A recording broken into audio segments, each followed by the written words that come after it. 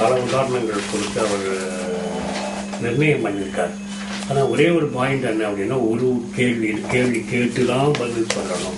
ஒரு கேள்வி ஒரு பதில் தான். இப்போ குழந்தை கல்யாணம்னு கேள்வி கேட்டுட்டு நான் பிரிண்டிங் ப்ரெஸ் வைப்பேனா அப்படின்னா பதில் சொல்ல முடியாது. அதுக்கு தனியாக ஒரு நம்பர் கொடுத்து போட்டு சொல்லுன்னு சொல்லிட்டார். அது ஒரு பக்கம். அதுவும் சம்டைம்ஸ் அது ஆளுங்கிரகங்கள் வச்சுட்டு போடு அப்படின்னு ஆளுங்கிரகங்கள் அவர் உபநட்சத்திர அதிபதி எடுக்கல. நான் எடுக்கல 2 வால்யூம் நான் ஒரிஜினல் வால்யூம் படிச்சிருக்கேன், அதெல்லாம் படிச்சிருக்கேன்.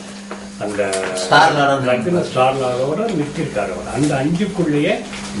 ஆனா அவர் அதுலயே எது ரொம்ப ஸ்ட்ராங்கா இருக்குன்றது அவருக்கு டைமும் இல்லை, போடவும் இல்லை. அதையும் கம்பேர் பண்ணி இந்த கேள்விக்கு முக்கியமாக அந்த 11th ஹவுஸ் எடுத்துன்னு அந்த பர்டிகுலராக கல்யாணம்னா 2711, அப்புறம் குழந்தைன்னாக்கா 2511, வீடு கட்டுறதுன்னா 2411, ஃபாரின் ஜேர்னின்னா 392, அந்த 2 ரெண்டுக்கும் காமன் சிக்னிஃபிகேட்டர்.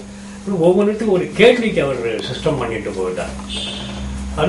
அதுவும் போட்டிருக்கார். அந்த ஆளுங்கிரகங்களை உபயோகப்படுத்தினாலும் கேள்வியை கண்டுபிடிக்கலாம்.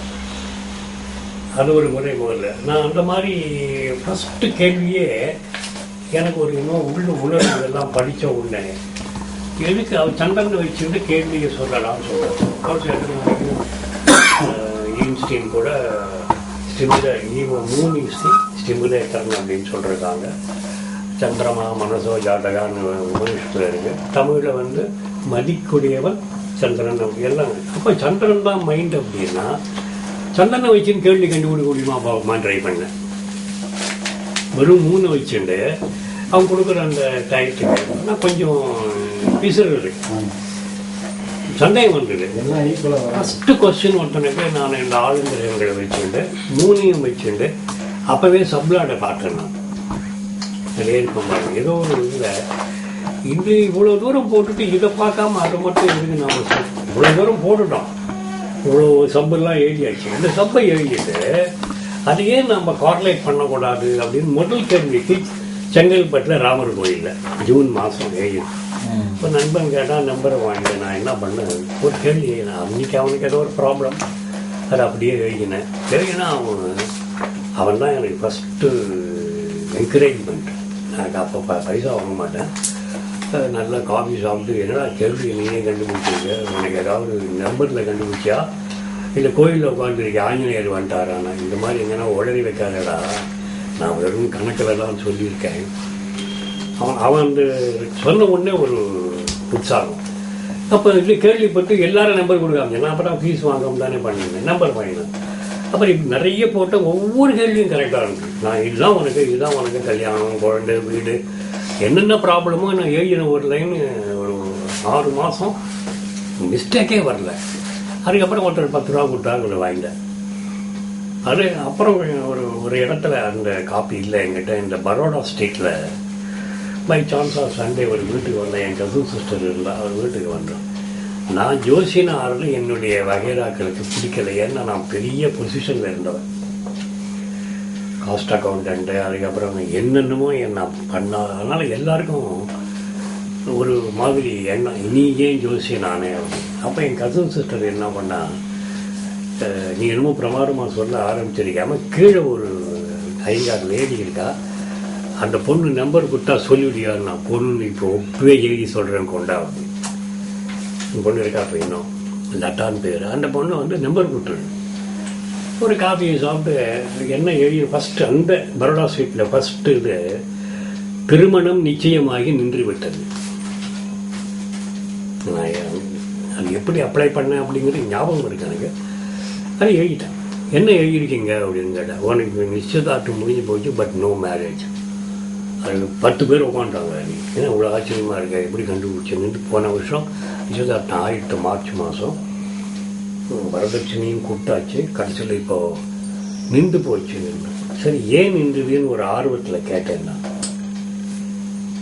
நிஸ்தார்த்தம் ஆன பிறகு அந்த அது காதல் வேறு, இது வேறு. இந்த லட்சணத்தில் காதல் நிஸ்தார்த்தம். அந்த பையனுக்கு மாமா ஒருத்தர் என்ன பண்ணான்னா, சவுத்தில் பெரிய பெரிய அஸ்ட்ராலஜர்ஸ் இருக்காங்க, தஞ்சாவூர், கும்பகோணம், அப்போல்லாம் வந்து நான் சொல்கிறது 1982 அப்போல்லாம் வேதிக்கு தானே ப்ராபல்யம் நேரம். அங்கே போய் இந்த 2 பேர் ஜாதகத்தை நிஸ்டார்ட் ஆன பிறகு காமிச்சிருக்கான். அவன் சொன்னான், நான் இந்த பொண்ணை கல்யாணம் பண்ணிட்டு அவங்க அம்மா செத்து போடுவா உடனே அப்படின்னு. நான் ஒன்றும் சொல்லலை அவனுக்கு. என் எதிர்ப்பு சொல்கிறாங்க, ஏன்னா இந்த பொண்ணை கல்யாணம் பண்ணிட்டு அவங்க அம்மா செத்து போடுவா, கல்யாணம் பண்ணிக்கலன்னா ஆயுள் பாவம் கெட்டியாகி பூமி விட்டு போகமாட்டாளா அவங்க அம்மா. வேணா இடக்கா பேசுகிறாரு. நான் இடக்கா பேசுவேன். போயிட்டான். என்ன அந்த மாமனே அதெல்லாம் நித்தியாச்சு சார் முடியாது. சரி போயிட்டாங்க. நான் மறுபடியும் அந்த கணக்கு போட்டு 14th ஜூலை ஒரு நெக்ஸ்ட் இயர் இதே பையன் உன் கழுத்தில் தாலி கட்டுறோம் எழுதி கொடுத்தேன். பட்ரா ஸ்ட்ரீட்டில் இருக்காங்க இன்னும். அவங்களுக்கு ஒரு பிராமின் ஆச்சரியம், எப்படி நீ பாரு, நீ வெயிட் பண்ணி பாரு. கரெக்டாக 14th ஜூலை 13ஆம் தேதி வீட்டுக்கு வராங்க செங்கல்பட்டு. நீங்களும் எங்கள் கூட குப்பிலிப்பன் கோவில் கல்யாணம். நான் வண்டி கொண்டு வந்துட்டு நீங்களும் வாங்க. நான் எங்கேயும் வர முடியாது, ரொம்ப சந்தோஷம். இந்த ஹோலிடேயில் தான் கேள்வியும் இப்போ கேள்வியும் சொல்லிடலாம். நீங்கள் நிச்சயதார்த்தம் ஆகி நின்று போச்சுன்னு சொல்ல முடியுமா? அதுக்கெல்லாம் விதி எழுதியிருக்கேன். கேள்வியை சொல்லித்தான் அந்த கேள்விக்கு நம்பர் கேட்போம். கேட்பீங்க இல்லை இப்போ வேண்டான்றது இன்னைக்கு அதுதானே கிளாஸ் இன்ட்ரடக்ஷன். ஆனால் ஒரே நாளில் முடியாது. இந்த இன்ட்ரடக்ஷனை பார்த்தீங்கன்னா அதில் இந்த விளக்கங்கள்லாம் நான் முதல்ல எப்படி ஸ்டெப் பை ஸ்டெப்பாக வந்தேன். முதல்ல கேஎஸ்கே சொன்ன மாதிரி சந்திரன் கேள்வியை நான் கேட்கலன்னா கூட சந்திரனையும் வச்சுட்டு ஆளுங்கிரகங்களையும் வச்சுட்டு அதே சமயத்தில் கஸ்பு சப்ளாட்டையும் வச்சுட்டு இருப்பான். அன்றைக்கே ஏதோ ஒரு உந்துதல்னு வச்சுக்கோங்களேன், கரெக்டாக வரும். அப்போது கஸ்பு சப்ளாடு இல்லாமல் நீங்கள் கேள்வியை கண்டுபிடிக்கிறேன்னா முடியாது அப்படின்னு ஒரு தீர்மானம் ஆச்சு. அது மாதிரி தௌசண்ட்ஸ் ஆஃப் ப்ரெடிக்ஷன்ஸ் அது சொன்னால் இன்றைக்கெல்லாம் தெரிஞ்சுக்கலாம். அதெல்லாம் ஆனால் உடனே ஒரு 89 வரலும் அப்புறம் கொஞ்சம் ஃபீஸ் ஒன்றும் இந்தியா பூரா பேர் எல்லாம் பிரமாதம் பண்ணிகிட்டே வந்தேன். 90s ஒரு சின்ன டவுட் வந்து விட்டேன். 90s எதுக்கு இந்த ஆளுங்கிறதுங்க? Not necessary. ஏன்னா முதல்ல அதை சொல்லிட்டு தான் ஆளுங்கிறவங்களை வச்சுட்டு கேள்வியை கண்டுபிடிக்கிறதுன்றது இப்போ சொல்லிடுறேன் உங்களுக்கு. அப்புறம் இந்த கடைசியாக இந்த கஸ்புக்கு அப்புறம் வரலாம்.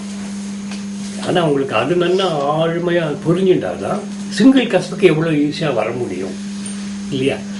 அப்புறம் 90s வந்த உடனே ஒரு நாள் ஒருத்தர் நம்பர் கூப்பிட்டார்.